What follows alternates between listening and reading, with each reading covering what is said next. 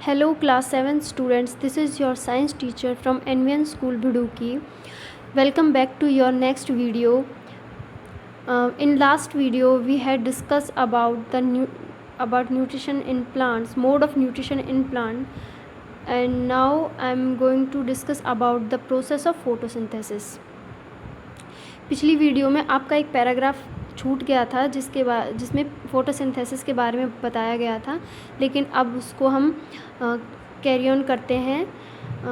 So the topic we are going to discuss is photosynthesis today. Okay, let's start. Photosynthesis is the process of food making in plants. Photosynthesis क्या है? एक भोजन बनाने की प्रक्रिया है पेड़ पौधों में. अब जैसा कि आपकी बुक में दिया गया है, leaves are food factories of plants.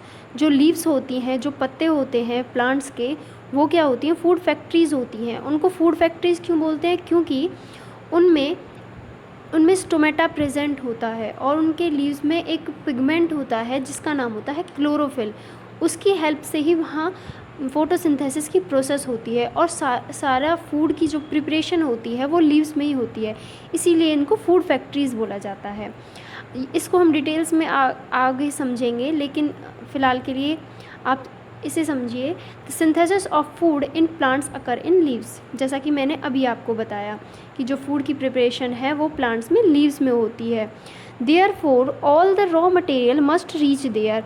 तो जितना भी रॉ मटेरियल है, जैसे कि रॉ मटेरियल जैसे मैंने आपको कल बताया था, वो क्या होता है? CO2 है, वाटर है, मिनरल्स हैं. ये क्या होंगे? ये लीव्स तक पहुंचने चाहिए. Water and minerals present in soil are absorb by roots. जो वाटर और जो पानी और जो मिनरल्स हैं वो क्या हैं? वो सॉइल में प्रेजेंट होते हैं और वो किसके थ्रू लीव्स तक पहुंचते हैं? बाय रूट्स के थ्रू वो ट्रांसपोर्ट करे जाते हैं प्लांट्स में, प्लांट्स की स्टेम में. एंड देन एक टिश्यू की हेल्प से, जो कि वेसल लाइक स्ट्रक्चर्स होते हैं, वो कहाँ तक ट्रांसपोर्ट करे जाते हैं? प्लांट्स के लीव तक. And transported to the leaves. हाँ, next, carbon dioxide from air is taken in through the tiny pores present on the surface of the leaves. Water and minerals का ट्रांसपोर्ट तो हो गया, लेकिन अब हम कार्बन डाइऑक्साइड की बात करेंगे. वो कैसे ट्रांसपोर्ट होती है? वो जो टाइनी पोर्स होते हैं हमारे लीव्स पे, हमारे जो लीव्स के सरफेस पे जो टाइनी पोर्स प्रेजेंट होते हैं, वो किस में हमारी हेल्प करते हैं? कार्बन डाइऑक्साइड के इनटेक में from environment. These pores are surrounded by guard sales.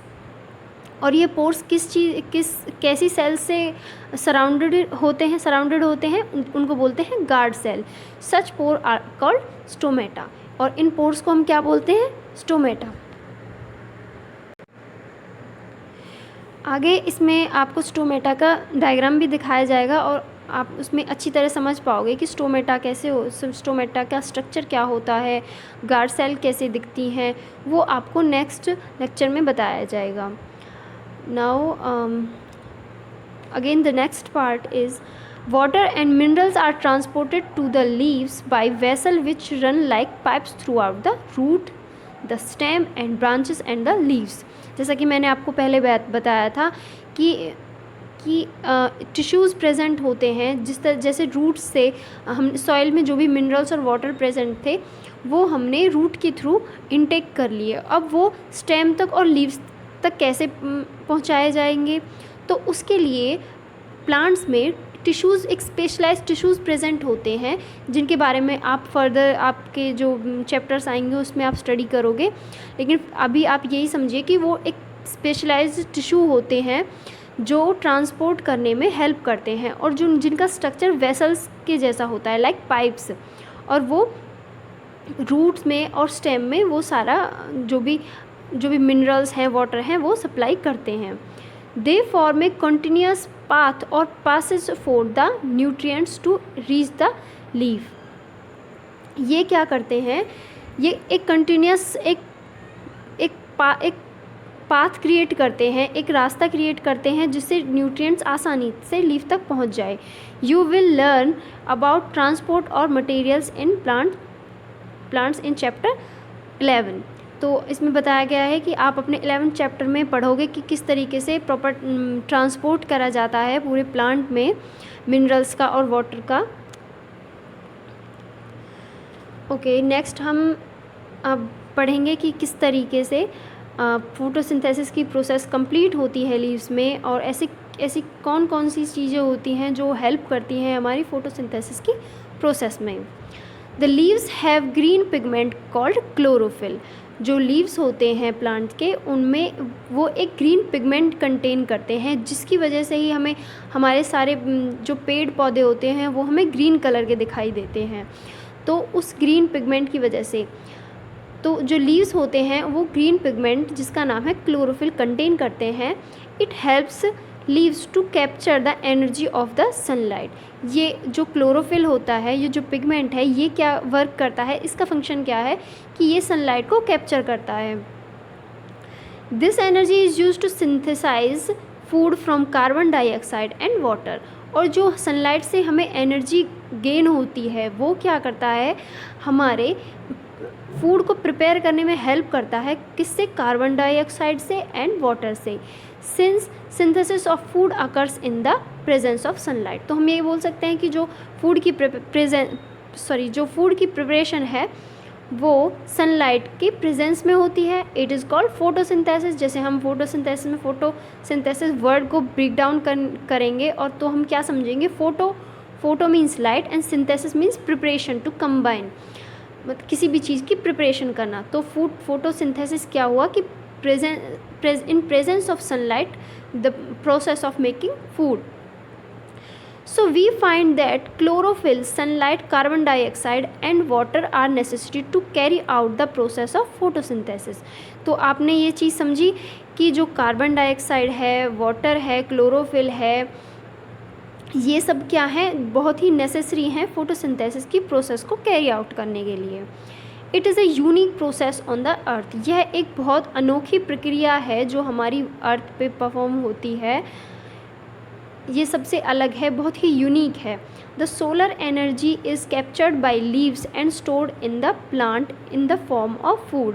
जिसमें क्या होता है कि जो सोलर एनर्जी है यानी कि सनलाइट है, वो कैप्चर करी जाती है किसके थ्रू? पिगमेंट्स के थ्रू जो लीव्स में प्रेजेंट हैं, और उनसे हमारी प्रिपरेशन करी जाती है फूड की, और उस फूड को कहाँ स्टोर करा जाता है? लीव्स में। The sun is the ultimate source of energy for all living organism. तो इन्होंने बताया है, इन्होंने कहा है कि हम ये कह सकते हैं कि जो हमारा जो सूरज है, जो सन है, वो अल्टीमेट सोर्स है हर लिविंग बीइंग का फूड के लिए, एनर्जी के लिए हम कह सकते हैं। ऐसा हम कैसे कह सकते हैं? देखिए, जिस तरीके से जो प्लांट्स हैं वो अपना फूड की प्रिपरेशन करते हैं फोटोसिंथेसिस के थ्रू सनलाइट की हेल्प से। फिर जो प्लांट्स हैं उनका हम यूज़ करते हैं, उनका कोई भी हर्बीवोर है वो अपने फूड के as a food item plants को यूज़ करते हैं। फिर जो अदर हेट्रोट्रॉप्स हैं वो भी क्या यूज़ करते हैं? प्लांट्स को as a food item use करते हैं, अपने फूड इनटेक के लिए वो प्लांट्स का यूज़ करते हैं। फिर उन अदर हेट्रोट्रॉप्स को अदर एनिमल्स यूज़ करते हैं। तो एनिमल्स डिपेंडेंट हैं प्लांट्स पे अपने फूड के लिए, और अदर एनिमल और प्लांट दोनों पे कौन डिपेंडेंट है? ह्यूमन बींग्स डिपेंडेंट हैं। तो हम इनडायरेक्टली बोल सकते हैं कि हम सभी प्लांट्स पे डिपेंडेंट हैं अपने फूड इनटेक के लिए, और प्लांट किस पे डिपेंडेंट है? सनलाइट पे। तो हम ये चीज़ बोल सकते हैं, sunlight is the ultimate source of energy for all living organism, क्योंकि हम सभी को एनर्जी कहाँ से मिल रही है? सनलाइट से। So next is, can you imagine life on earth in the absence of photosynthesis. क्या आप सभी इमेजिन कर सकते हो कि अगर हमारी अर्थ पे फोटोसिंथेसिस परफॉर्म नहीं हो, सनलाइट अवेलेबल नहीं हो, तो आप लाइफ को इमेजिन कर सकते हो? क्या यहाँ पे जीवन संभव होगा? आप ये चीज़ खुद सोच के देखिए, आप खुद आइडिया लगा के देखिए कि अगर कहीं भी फोटोसिंथेसिस ना हो, प्लांट्स ना हो, सनलाइट ना हो, तो क्या कोई भी जीवित रह पाएगा? नहीं। In the absence of photosynthesis there would not be any food. देखिए, अगर फोटोसिंथेसिस की प्रोसेस ही नहीं होगी तो फूड मेकिंग नहीं होगी, और अगर फूड मेकिंग नहीं होगी तो किसी भी किसी भी ऑर्गेनिज्म को एनर्जी कैसे मिलेगी, और अगर एनर्जी नहीं मिलेगी तो वो सर्वाइव कैसे करेंगे। The survival of almost all living organism directly और indirectly depend upon the food made by the plants. तो हम कह सकते हैं जो ऑल लिविंग जो जितने भी ऑल लिविंग ऑर्गेनिजम्स हैं वो डायरेक्टली और इनडायरेक्टली किस पे डिपेंडेंट हैं, प्लांट्स पे डिपेंडेंट हैं। Besides oxygen which is essential for the survival of all living organism is produce during photosynthesis. और इसके अतिरिक्त और क्या है कि जो जैसे ही फोटोसिंथेसिस की प्रोसेस होती है, इसके अलावा फोटोसिंथेसिस के दौरान ऑक्सीजन की भी फॉर्मेशन होती है। जैसे ही वो कार्बन डाइऑक्साइड को यूज़ करते हैं फोटोसिंथेसिस के लिए, उसका इंटेक करते हैं, उसी तरीके से वो जो प्लांट्स होते हैं वो ऑक्सीजन की फॉर्मेशन करते हैं इन्वायरमेंट के लिए। और ऑक्सीजन तो हम सभी के लिए बहुत ज़रूरी है, क्योंकि हमें ब्रीदिंग के लिए उसकी बहुत ज़रूरत है। तो इसीलिए हम कह सकते हैं कि वो हमारी सर्वाइवल के लिए photosynthesis is must. In the next video we will discuss about the other parts. Okay, thank you.